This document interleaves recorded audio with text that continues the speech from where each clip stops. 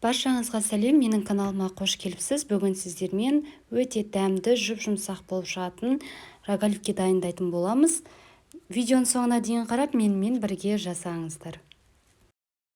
Алдымен бізге керегі жылы сүт жарты стакан, жылы су жарты стакан, қант 5-6 ас қасық және бөлме температурасында жұп-жұмсақ 100 грамм сары май, жарты шай қасық тұз, 1 шай қасық дрожж қажет болады. Барлығын араластырып, міндетті түрде електен өткізілген ұнымызды қажетінше салып, қамыр илеміз. Ұнды көп салып жібермейміз, қамырымыз тым қатты болып қалмасын.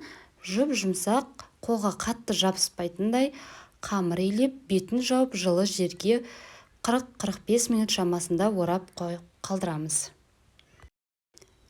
45 минут шамасы уақыт өткен соң қамырымыз аздап көтеріледі. Сосын қамырымызды 2 немесе 3 бөлікке бөліп, бетін жауып, тағда 15 минут шамасында қалдырамыз.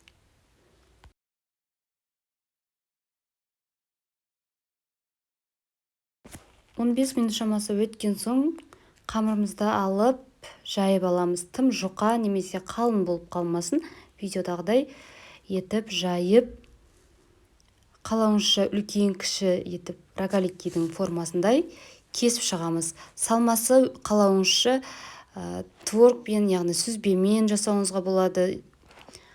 Жем немесе қоюлатылған сүт варенкамен де барлығын қойып, жақсылап нығыздап орап шығамыз. Варенканы көп салуға болмайды, себебі бізде сыртына ағып кетуі мүмкін, сондықтан осылай салып нығыздап орап шығамыз. Формамызға пергамент қағазын төсеп, рогаликкелерімізді жайғастырып, бетіне 1 жұмыртқаның сарысы және 1 ас қасық сүт жақсылап араластырып, бетіне тегістеп жағып шығамыз. Әр пеш әрқалай, сондықтан өзіңіздің пешіңіздің ыңғайына қарай 200-220 градуста қызып тұрған пеште қызарғанша пісіріп аламыз. Сәндеу мак, күнжіт өзіңіздің қалауыңызша. Міне біздің рогаликкелеріміз. Міндетті түрде жасап көріңіздер, астарыңыз дәмді болсын. Сіздермен болған Умида. Кейінгі видеоларда кездескенше сау болыңыздар.